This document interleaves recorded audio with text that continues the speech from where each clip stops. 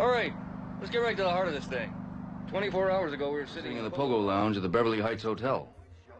In the patio section, of course. Drinking Singapore Slings with mezcal on the side. Hiding from the brutish realities of this foul year of our Lord, 1971.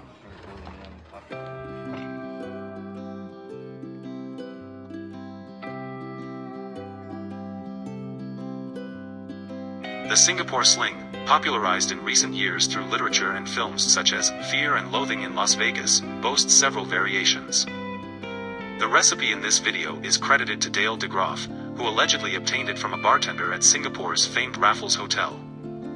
Tradition suggests that the Singapore Sling was concocted sometime between 1899 and 1915 by Ngiam Tong Boon, a Chinese immigrant, at Raffles Hotel's Long Bar in Singapore. The earliest mention of a sling in Singapore newspapers dates back to 1897, with the gin sling being a favored choice at the time. During World War II, Raffles Hotel served as a Japanese occupation site in 1942 and later as a transit camp for Allied prisoners of war in 1945. Consequently, no official record of Boon's original recipe remains. The hotel's purported original recipe is traced back to a 1936 note scribbled by a visitor to the bar who queried a bartender about the drink. Nearly 4 decades after this noted recipe recording, Roberto Pregars assumed the role of general manager at Raffles, revamping the hotel into a luxurious landmark and resurrecting the Singapore Sling as part of a successful PR campaign.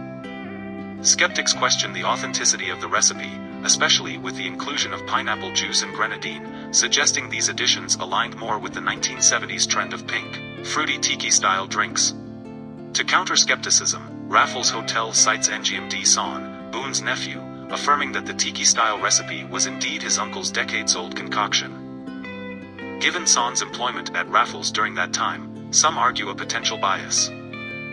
It's speculated that pink gin slings were prevalent in early 20th century Singapore, with Boon potentially crafting his version by incorporating grenadine and pineapple juice. While historical sources specify cherry brandy as the distinguishing factor of the Singapore Sling, debates persist over the exact type used.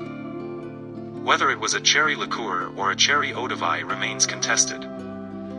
Some argue for brands like Cherry Hearing or Bowls based on local liquor advertisements from that era. Despite there being some debate over what type of cherry brandy was originally used, most historical and contemporary recipes for the Singapore Sling and Straight Sling include Bénédictine liqueur, specifically Bénédictine D.O.M. The original recipe may remain elusive, possibly evolving over time, but nonetheless, the Singapore Sling remains a delightful libation worth sampling.